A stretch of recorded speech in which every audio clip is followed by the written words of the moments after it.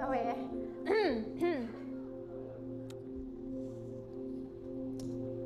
Teman-teman tahu gak sih di zaman sekarang, ya pasti tahu sih ya. Di zaman sekarang tuh anak-anak muda banyak yang punya idola. Pasti ada ya, di sini pasti ada sih, gue yakin. Kayak mungkin yang mengidolakan opa-opa Korea di drakor atau yang lain-lain ya, pasti ada yang senyum-senyum, pasti itu sih yang senyum-senyum. Siapa? Opa Niko. Oke. Nah, tau gak sih kalau di dalam Alkitab itu juga ada loh orang-orang yang mengidolakan Tuhan Yesus. Cerita ini sebenarnya pasti udah gak asing lagi sih buat kalian. Ada di Yohanes 6, pasti kalian juga udah tahu ceritanya. Itu tentang Tuhan Yesus. Waktu itu dia ngelakuin sebuah mujizat. Dia kasih makan 5.000 orang, cuma dengan dia punya 5 roti sama 2 ikan. Ini udah gak asing banget lah ya, kayak kita semua udah sering banget dengar gitu kan. Tapi jujur aku pribadi pas baca lagi ternyata nggak sesimpel itu ya maknanya di cerita ini gitu. Di Yohanes 6 itu ada tertulis kayak gini. Orang banyak yang awalnya mengikut Yesus mulai meninggalkan Yesus. Kok bisa? Gue bertanya-tanya jujur, kok bisa setelah Tuhan Yesus ngelakuin mujizat, dia ngelakuin sesuatu yang di luar nalar, kok bisa orang banyak itu malah pergi ninggalin Tuhan Yesus? Nah, di sini aku pribadi belajar, ternyata yang namanya followers itu ada 2 jenis. Yang tadi pertama aku bilang itu followers yang berjiwa seperti fans, yang tadi aku tanyakan, kalian pasti pernah lah yang ngidolain seseorang gitu. Yang kedua, followers yang punya jiwa seperti murid. Sini aku belajar soal itu juga. Aku pikir, oh semua pengikut Tuhan Yesus itu udah pasti dia murid. Tapi ternyata nggak sesimpel itu loh definisinya. Jadi gini, mungkin aku boleh ceritain sedikit ya tentang mujizat Tuhan Yesus itu. Pada suatu hari, waktu Tuhan Yesus kumpulkan banyak orang itu, dia ngelakuin mujizat, singkatnya gitu. Dia bisa kasih makan 5.000 orang dengan hanya 5 roti dan 2 ikan, bahkan sisa ya kan ceritanya. Terus orang-orang banyak di sana tuh terkagum-kagum sama Tuhan Yesus. Wow, Tuhan Yesus luar biasa banget ya. Ada ya kayak gini, dia bisa ngelakuin mujizat yang luar biasa yang gak ada yang lain yang bisa lakuin kayak gitu. Mereka semua kagum, mereka semua tercengang-cengang gitu lihat Tuhan Yesus bisa ngelakuin mujizat itu. Tapi di keesokan harinya nih, orang-orang banyak ini pergi cari Tuhan Yesus, kan Tuhan Yesus sudah pergi ya dari tempat itu. Mereka pergi cari Tuhan Yesus sampai jauh lah ya, mungkin dia jauh di mana. Mereka rela nih, orang-orang baik ini rela menerjang hujan, badai, semuanya buat ketemu sama Tuhan Yesus. Nah, pas sampai sini aku mikir, gila ya, hebat juga ya nih orang-orang gitu. Mungkin kita semua juga bisa mikir gitu ya. Kayak ketika kita dengar sampai sini doang nih, sampai kayak mereka rela pergi sayang jauh sana sampai mereka ketemu Tuhan Yesus. Demi ketemu Tuhan Yesus mereka rela gitu. Sampai pas aku baca sampai situ aku juga kayak wah gila hebat ya nih orang, saya bisa seberkorban itu loh demi bisa ketemu sama Tuhan Yesus gitu. Tapi ternyata waktu mereka ketemu sama Tuhan Yesus tahu isi hati mereka. Ternyata isi hati mereka itu bukan cari pribadinya Tuhan Yesus.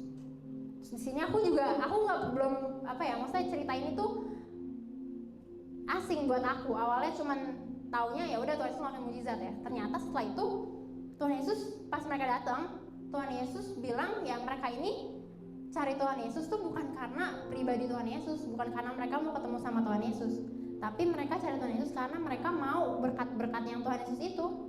Mereka mau makan roti, mereka mau kenyang kayak kemarin tuh Tuhan Yesus lakuin itu. Terus di situ Tuhan Yesus bilang, Tuhan Yesus kasih pengajaran lah ke mereka. Kamu tuh jangan cari roti itu, aku rotinya gitu. Tuhan Yesus kasih tahu gitu, aku rotinya, kamu deket aja sama aku, nanti kamu udah kenyang gitu loh, nggak usah cari itunya, nanti aku yang akan kasih kamu sendiri, yang penting kamu cari aku dulu, jangan cari rotinya gitu kan.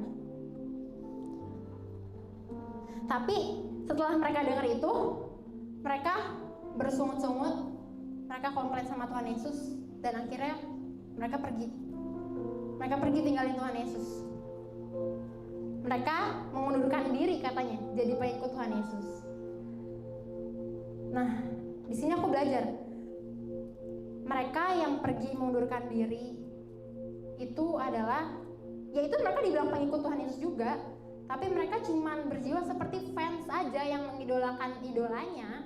Yang ya udah, kalian kalau punya idola kan kalian nggak akan ikutin si idola itu kemanapun dia pergi kan. Cuman ya udah ngefans, lihat, kagum, kayak oh iya gue kagum banget sama Tuhan Yesus.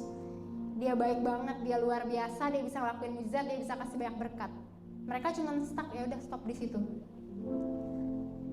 Tapi yang namanya murid, followers Tuhan Yesus, pengikut Tuhan Yesus yang berjiwa seperti murid, dia mau dibentuk.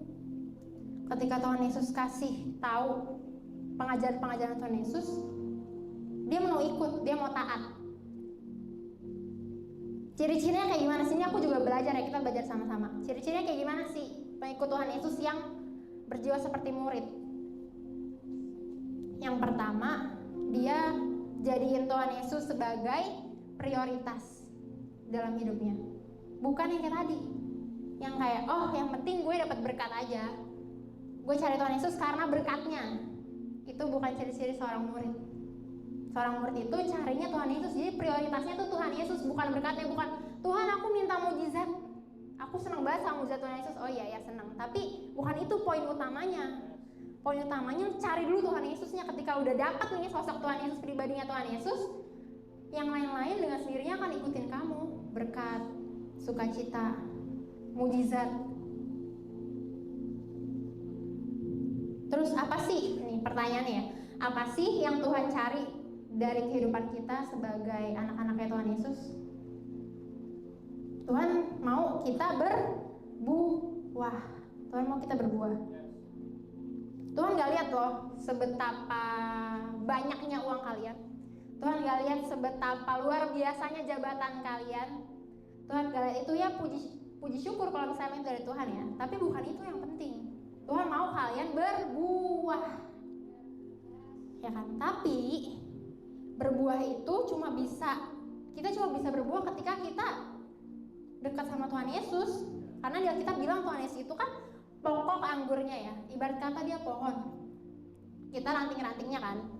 Kalau misalnya rantingnya nggak melekat sama pohonnya, apakah dia bisa berbuah? Nggak bisa. Nggak pernah kan lihat ranting yang berbuah pas udah dibuang? Nggak pernah kan? Pasti pas lagi nempel sama pohonnya nih baru dia bisa berbuah gitu.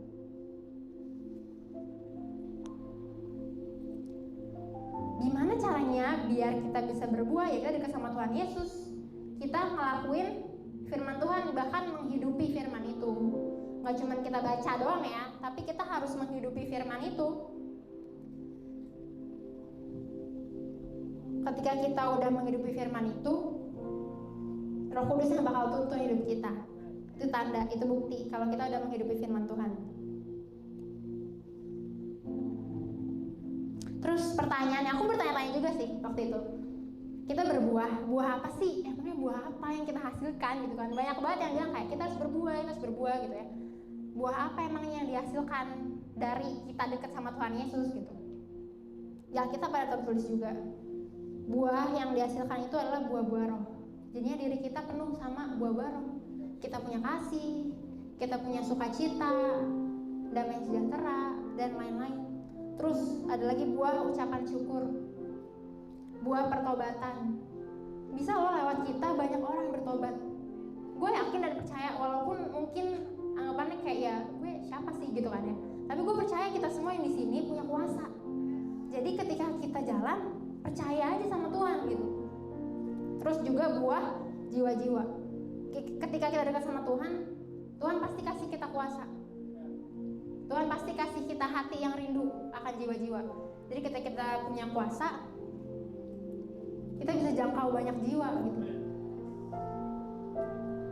Terus nih, satu hal ini nih yang menurut gue membedakan kita sebagai pengikut Tuhan Yesus yang berjiwa murid dengan pengikut Tuhan Yesus yang hanya fansnya aja, itu sebuah komitmen. Sebagai fans tuh nggak butuh komitmen coy, dia cuma datang ketika idolanya bikin konser, ya kan? Dia cuma datang ketika ada konser aja datang. Tapi kalau konser selesai ya udah dia pulang, emang dia ngapain lagi gitu kan? Tapi ketika si pengikut Tuhan Yesus yang berjiwa murid ini, dia itu aktif terus bangun hubungan sama Tuhan Yesus, bangun hubungan terus sama idolanya itu. Aku pribadi rindu sih, kayak kita semua. Mungkin terkadang begini, kita nggak sadar kalau selama ini kita memuji-muji Tuhan Yesus, kayak yes Tuhan Yesus baik, Tuhan Yesus baik, yes. Tapi ternyata kita nggak taat loh sama Tuhan Yesus. Tandanya kita menjadi murid loh kalau seperti itu gitu. Iya, kita pasti kagum sama Tuhan Yesus, sama pribadinya yang luar biasa baik, yang luar biasa besar. Tapi nggak cukup cuma sampai di situ, nggak cukup cuma kagum aja, yes Tuhan Yesus baik, iya gitu. Nggak cukup sampai di situ, kita juga harus taat, harus komitmen, mau hidup dalam firman Tuhan, mau dibentuk. Seorang fans itu yang cuma mengikut Tuhan Yesus, yang berjiwa fans itu nggak akan pernah bertumbuh dan nggak akan pernah berbuah, karena dia nggak mau diproses. Apa yang diproses orang, dia cuma datang ketika dia dikasih berkat doang, ya kan? Apa yang mau dihasilkan dari pribadi yang nggak mau diproses? Ketika kita nggak diproses, kita nggak akan bertumbuh, ya kan? Ketika kita tidak bertumbuh, kita tidak akan berbuah. Di Yohanes 6 ayat 68 sampai 69, Petrus bilang, Tuhan tanya, Petrus kamu nggak mau ikutan pergi sama orang-orang yang pergi itu gitu. Tapi Petrus bilang, Tuhan, kepada siapakah kami akan pergi? Perkataanmu adalah perkataan hidup yang kekal. Ayat 68 ya. Perkataan hidup yang kekal, dan kami telah percaya dan tahu bahwa Engkau adalah yang kudus dari Allah. Hati-hati ya guys, mungkin aku awalnya pas denger juga ngerasa pengikut Tuhan Yesus itu yang fans dan murid itu sebenarnya kayak agak-agak beda-beda tipis, tapi sebenarnya enggak ternyata, ya kan? Kayak si fans ini juga itu kok sama kayak kita yang murid yang oke, gue mengagungkan Tuhan Yesus, pokoknya gue cuma mau sama Tuhan Yesus gitu. Tapi dia nggak mau taat. Hati-hati di situ. Oke, kita nyebarin Injil. Oke, kita ceritain tentang Tuhan Yesus ke teman-teman kita. Tapi coba balik lagi ke diri kita, apakah kita udah taat ngelakuin firman Tuhan? Atau kita cuma cerita aja ke teman kita, Tuhan Yesus baik loh, lu harus ikut Tuhan Yesus baik. Gue suka banget karena Tuhan Yesus suka kasih gue berkat. Yes, itu baik, tapi coba balik lagi. Kalian juga harus taat ketika kalian sebarin itu tentang Tuhan Yesus, tapi kalian juga harus taat dan menghidupi firman Tuhan itu. Jangan sampai ternyata nih selama ini kita udah berbuat seperti itu, udah nyebarin Injil, udah ceritain tentang kebaikan Tuhan, tapi kita ternyata belum taat loh sama firman Tuhan.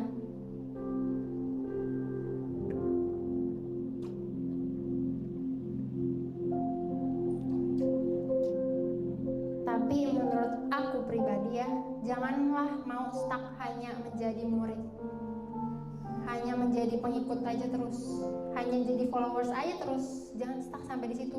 Minta terus sama Tuhan. Tuhan kasih kuasa. Minta terus sama Tuhan biar kita semakin naik terus gitu.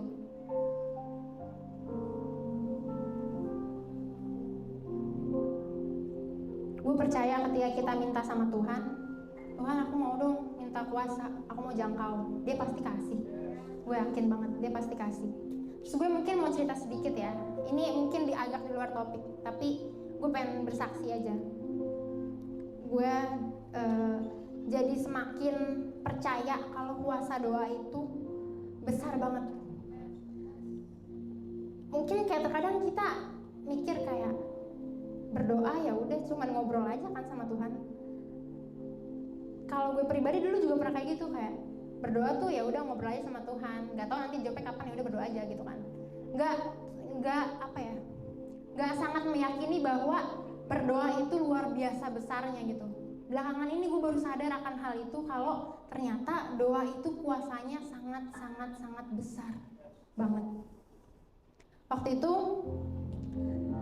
gue pernah ada di situasi kondisi yang sangat amat terpuruk banget, yang gue sangat tidak bisa mengontrol diri gue itu pada saat itu.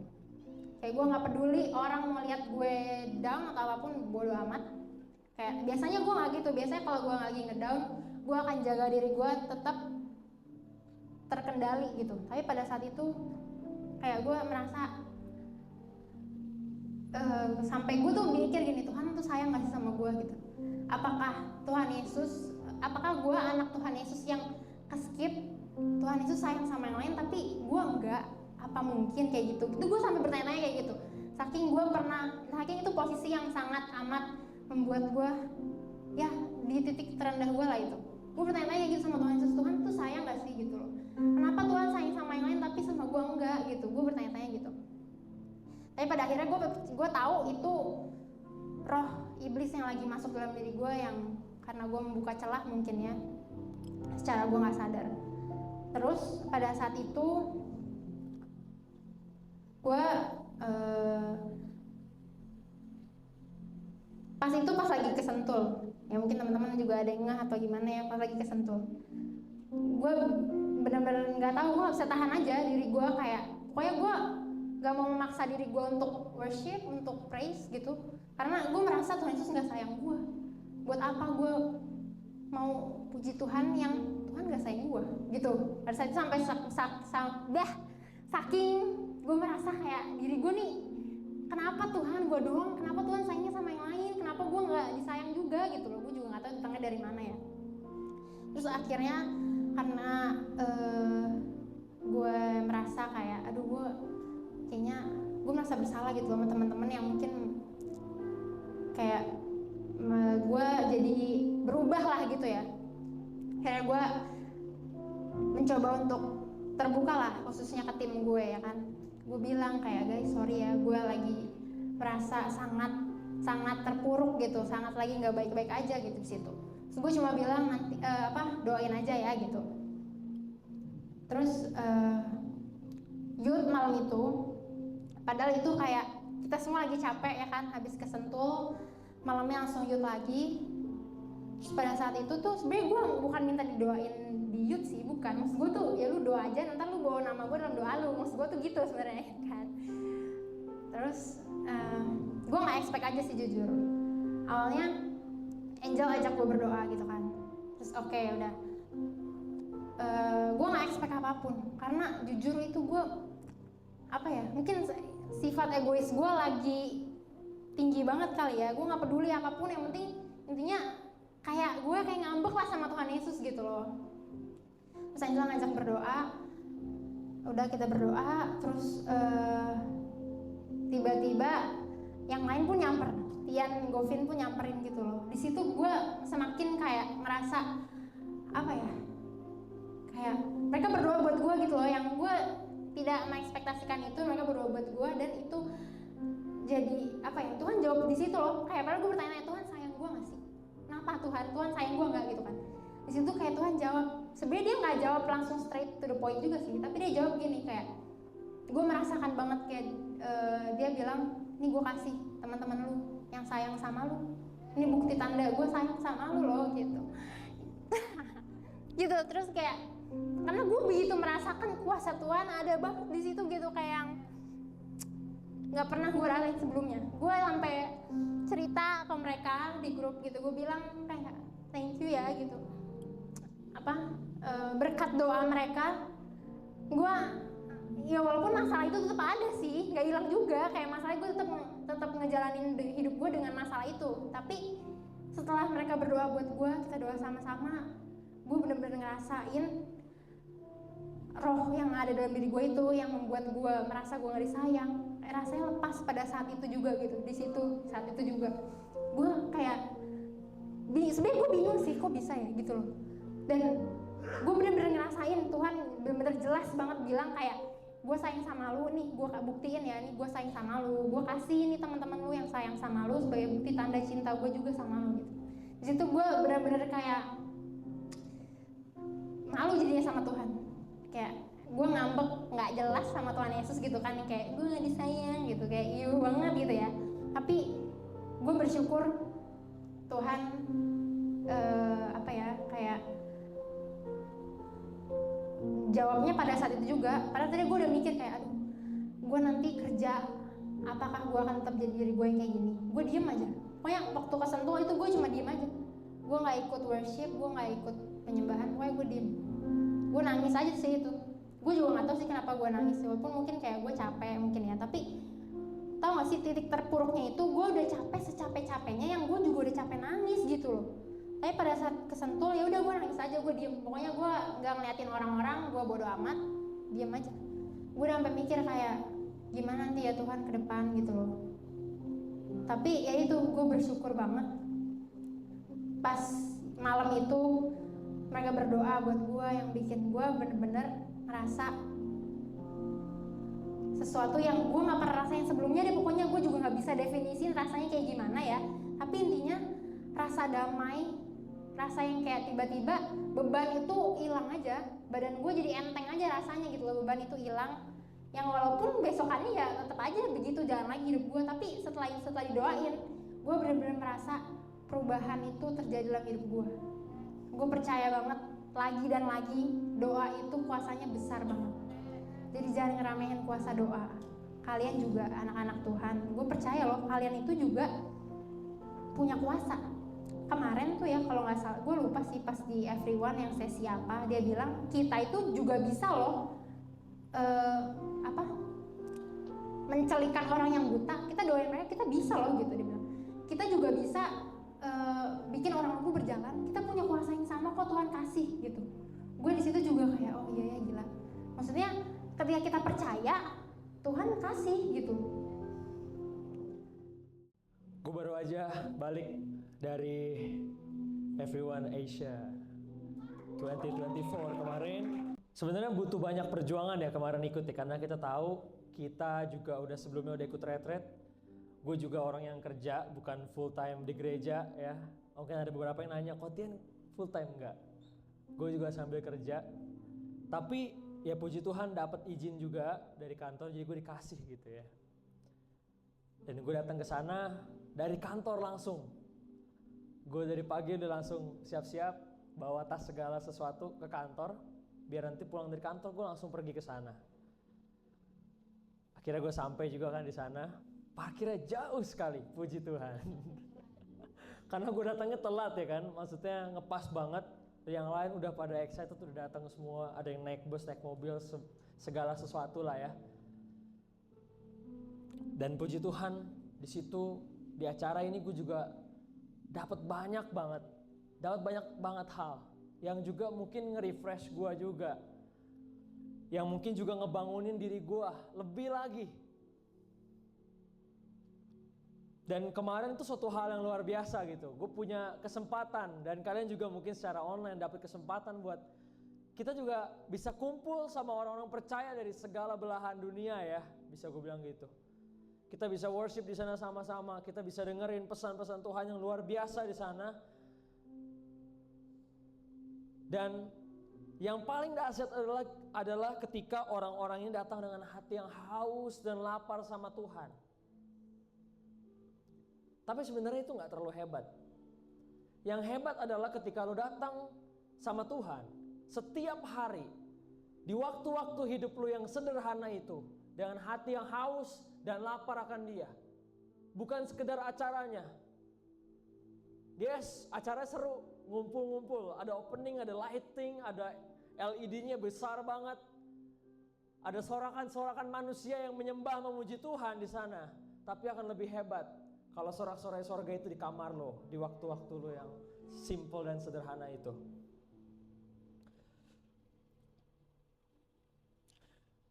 Banyak banget pesan yang disampaikan kemarin dari hamba Tuhan itu. Gue ngeliat beberapa yang familiar yang gue lihat. Ada hal-hal yang juga bikin gue seneng ya, secara diri gue mungkin kayak lagu-lagunya, apapun itu. Tapi semua pasti bagi Tuhan. So gue mau share sedikit teman-teman, apa yang kemarin gue juga dapetin. Gue harap teman-teman di sini ketika dengar firman ini, walaupun tadi hujan badai yang luar biasa gede, kemarin juga hujan badai. Waktu kemarin workshop itu ada workshop yang sampai cancel karena hujannya gede banget, karena posisi workshopnya di luar. Tapi besoknya dilanjutin lagi. Jadi besok sangat padat gitu. Tapi ketika gue udah ngikutin sesi-sesi, itu dari awal sampai akhir, rasanya nggak bisa berhenti nangis. Kayak gue udah bilang sama Tuhan, udah Tuhan, gue capek, gue udah nggak mau nangis lagi. Setiap kali worship di bawah disampein, gue nangis di situ. Setiap kali pengkhotbahnya nyampein sesuatu yang membangkitkan gue, padahal udah sesi-sesi keberapa nih, udah pembicara keberapa. Kok rasanya nggak bosen-bosen ya? Rasanya malah mau lagi sama Tuhan. Bahkan ketika para pembicara itu nyampein firman, gue posisinya ya sama kayak jemaat yang lain, duduknya karena rame, sempit ya kanan kirinya tuh.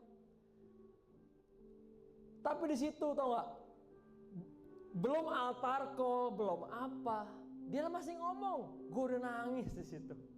Rasanya kok, wah gila, kenapa itu hati gue rasanya kayak lagi digodok gitu, menggebu-gebu gitu rasanya di situ.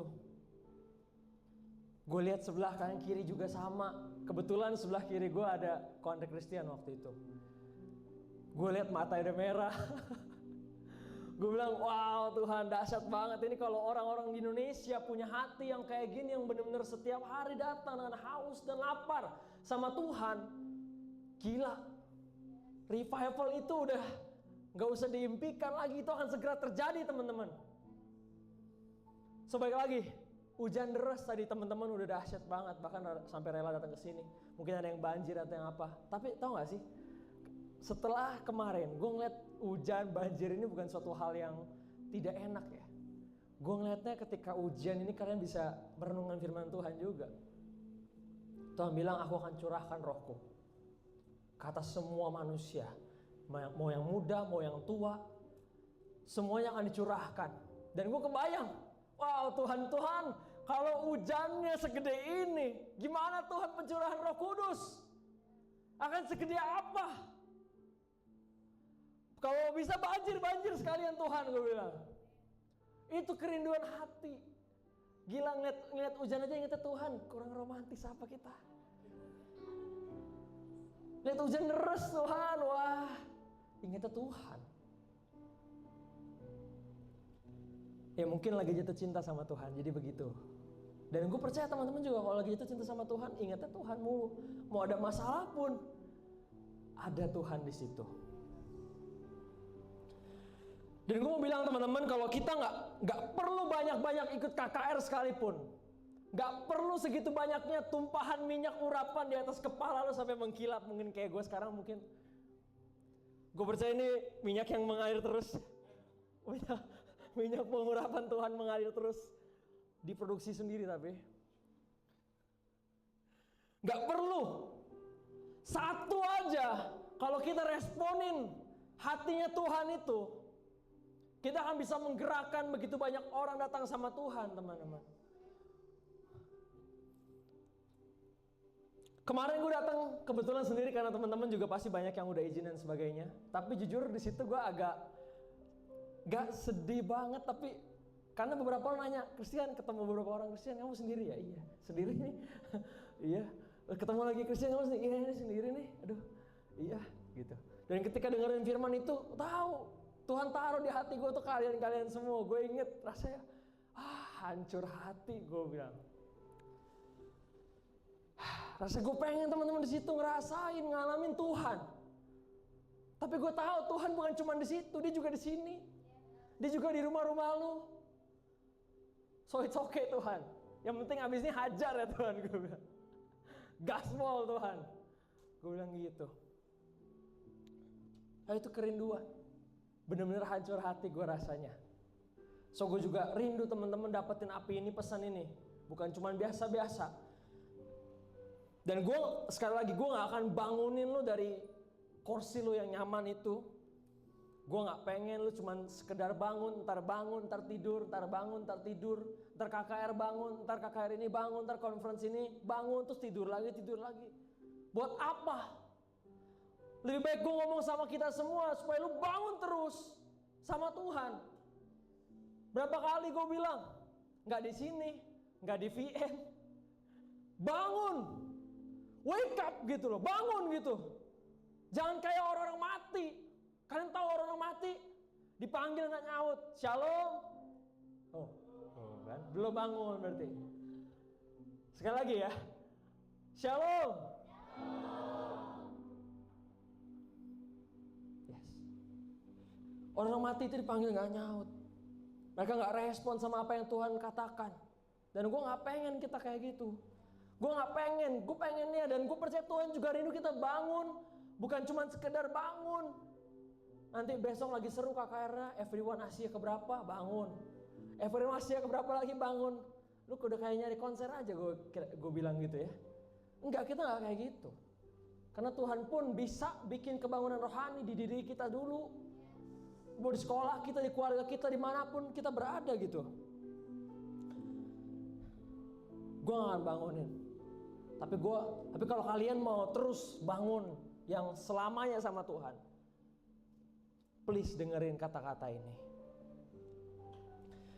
Bukan suatu kebetulan kalau kita dapat pesan Tuhan bahwa bulan ini kita akan bangkitkan leaders-leaders yang ada. Bukan suatu kebetulan, gue percaya. Karena leaders-leaders pasti akan terus dibangkitkan bagi nama Tuhan.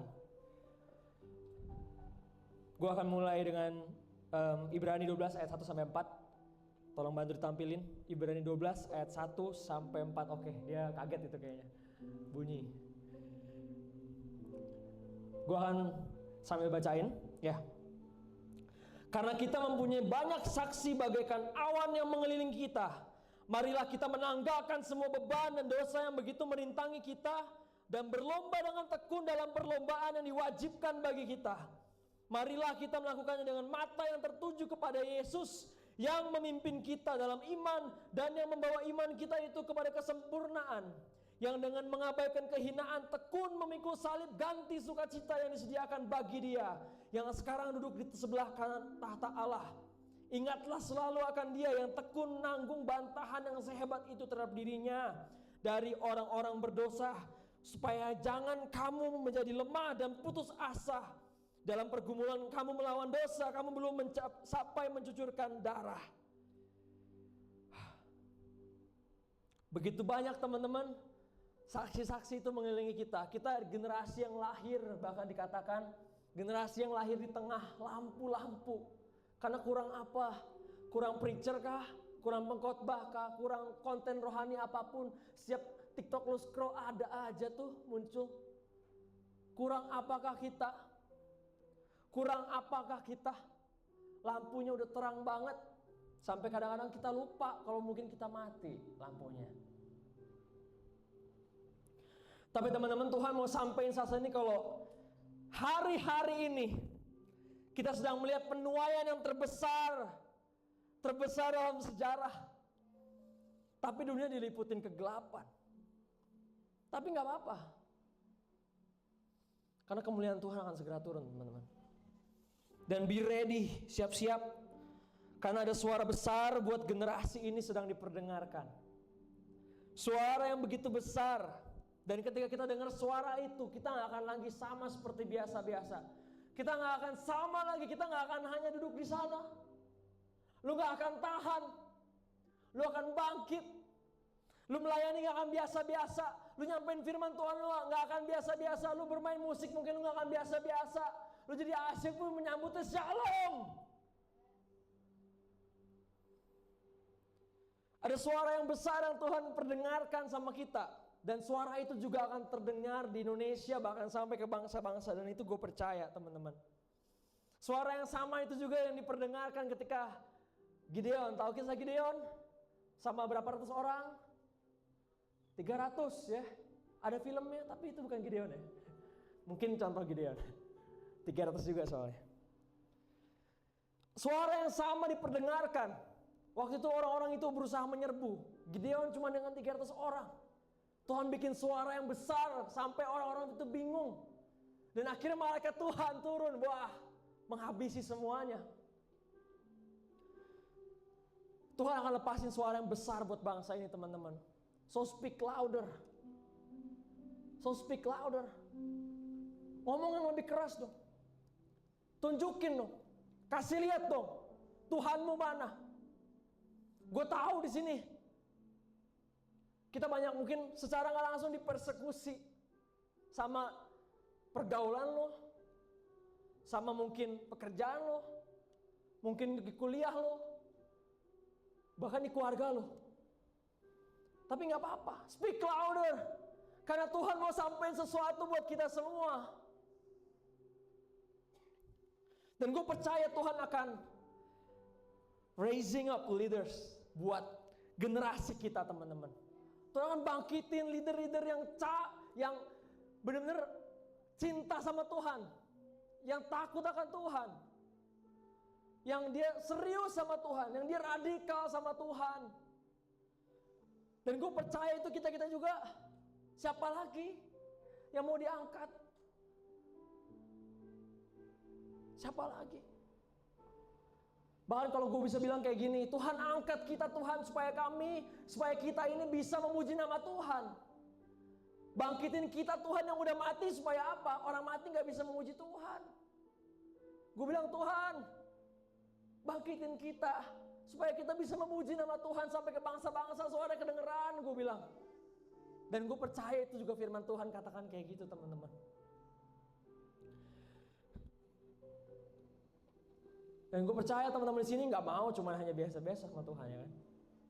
Kita mau jadi seorang leaders juga. Karena dimanapun percaya nggak percaya kalian juga leaders. Walaupun kalian seorang adik, kalian leaders. Walaupun kalian hanya memimpin, mungkin bahkan di gereja belum memimpin, mungkin baru di rumah. Mungkin kalian punya peliharaan 2. Kalian memimpin itu setidaknya. Tapi yang gue bilang adalah kalian memimpin orang-orang datang sama Tuhan. Dimanapun kita berada, dimanapun kalian berada, kalian akan pimpin. Dan Tuhan gak butuh tuh orang-orang yang hebat itu. Karena sekali lagi gue selalu bilang, Tuhan cuma ambil orang-orang yang ordinary, yang biasa-biasa, yang bukan siapa-siapa. Sama kayak kita, mungkin kita bukan presiden. Mungkin kita hanya anak biasa. Oh, yang masih kesusahannya sama. Tapi Tuhan panggil kita, teman-teman. So jangan biarin lu dimakan sama kata-katanya iblis. Oh lu cemen, oh lu gak bisa ini itu, lu gak bisa ini itu. Enggak. God is raising up leaders buat generasi kita, teman-teman. Dan gak butuh itu. Tuhan akan kasih kapasitasnya. Tuhan cuma mau lihat siapa yang mau. Siapa yang mau.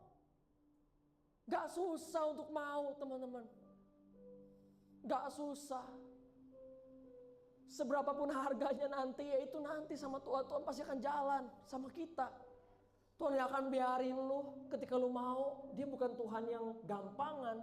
Dia bukan tadi kayak fans gitu ya, dikit-dikit ninggalin. Enggak. Tapi dia Tuhan yang setia, teman-teman. Jadi kita jadi pengikutnya tadi kata Bika, followersnya. Ayo dong setia sama Tuhan. Sampai Tuhan angkat kita jadi seorang leaders. Mungkin ada di sini gembala-gembala cool. Gak mudah kan memimpin. Now you learn. Tapi Tuhan kasih kesempatan buat kita pimpin. Ambil itu. Jangan tinggalin. Dan gak butuh kapasitas yang seperti apa. Tapi ada hal-hal yang Tuhan sampaikan tentang seorang leaders, teman-teman. Seorang leaders itu punya hati buat jiwa-jiwa. Ya. Punya hati buat jiwa-jiwa. Artinya apa tadi? Udah disampaikan juga sama anak. Nyambung semua. Kita mengasihi mereka sama kayak hati Tuhan mengasihi mereka. Kalau Tuhan mengasihi mereka segini banyak, kita juga mengasihi mereka segini banyak. Kalau Tuhan sampai nangis-nangisin mereka, kita juga nangis-nangisin mereka. Artinya kalau kita punya hati buat jiwa-jiwa, ada visi Tuhan yang Tuhan kasih buat kita. Sekarang pertanyaannya, apakah kamu punya visinya Tuhan? Apakah kamu punya visinya Tuhan? Apakah kamu dapat visinya Tuhan?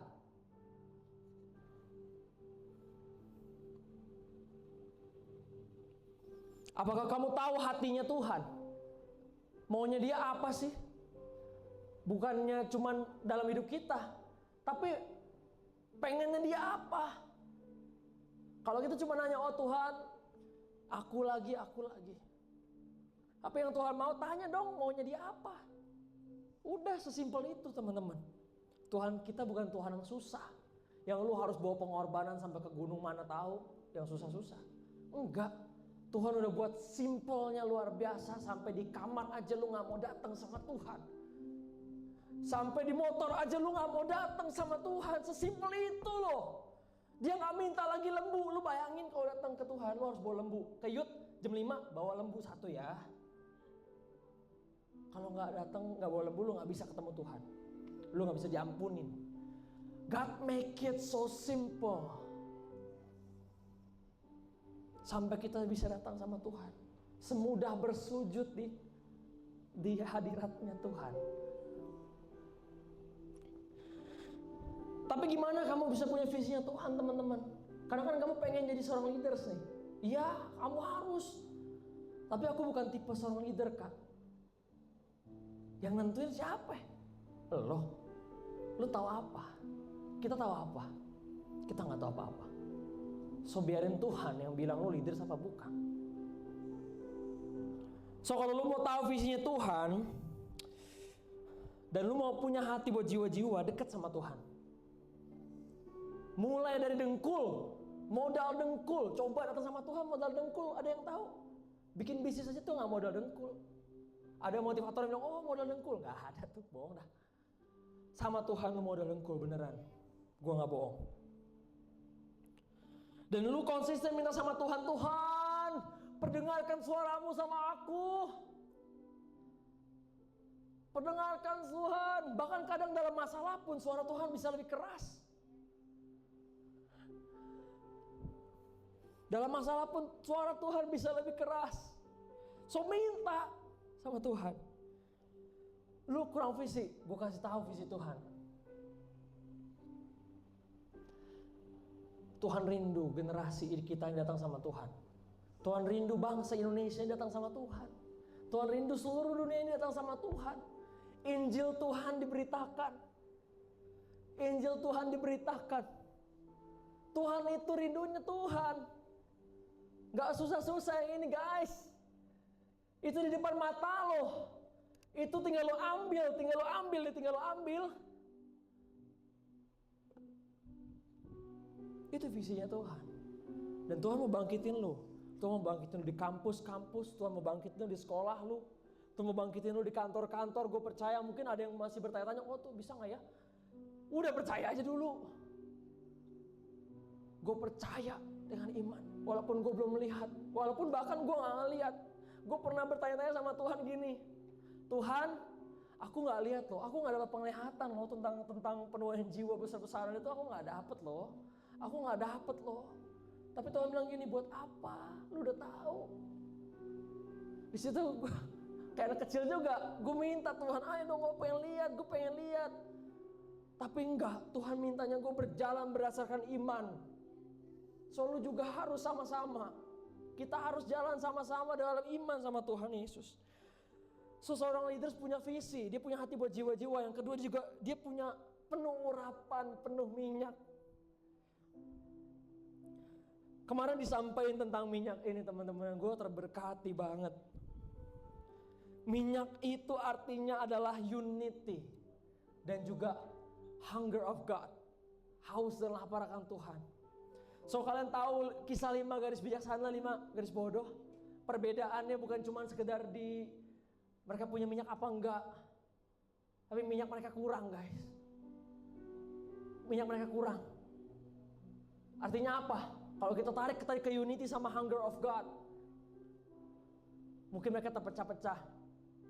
Mungkin mereka udah gak bersatu sama Tuhan. Mungkin mereka udah gak mengasihi kanan kirinya juga. Masa berlimaan gak ada yang satu yang bawa. Tapi lihat gadis yang bijaksana, mereka bawa lebih. Artinya apa? Mereka ada unity. Artinya apa? Sepanjang hidup mereka terus lapar dan haus akan Tuhan Yesus. Minyaknya selalu ada di situ. Bukan yang sebentar habis. Oh seru Everyone Asia, udah 3 hari, capek doang.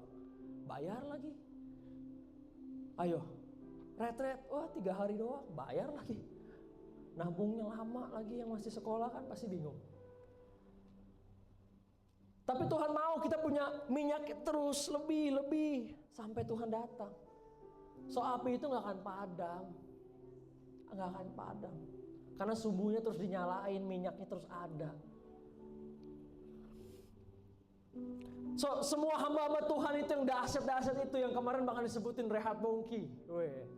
Disebutin semuanya.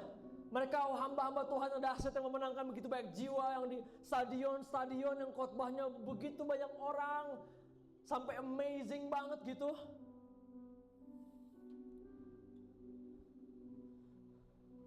Mereka punya lampunya tuh sama. Lampunya sama. Sama kayak kita lampunya. Cuman apa yang bedanya? Minyaknya banyaknya minta ampun. Minyaknya banyaknya minta ampun. Emang apa bedanya sih kita sama Reinhard Bonnke? Kemarin waktu di Everin Asia ada juga satu orang Suicide Hattings. Gue lihat dan gue pernah tahu bahwa dia juga berdoa buat Reinhard Bonnke. Dia pendoa syafaatnya juga. Dia lewat-lewat di depan gue. Gue liat orangnya sama aja, nggak ada beda gimana-gimana. Gitu kan, kalau lihat video kok kayak powerful banget. Enggak, tapi ketika dia lewat dia manusia biasa kok. Dia masih napak, gue liat kakinya masih ada kok. Nggak hilang. Beneran. Wah, udah lewat. Gak apa-apa ya. Masih semangat, amin.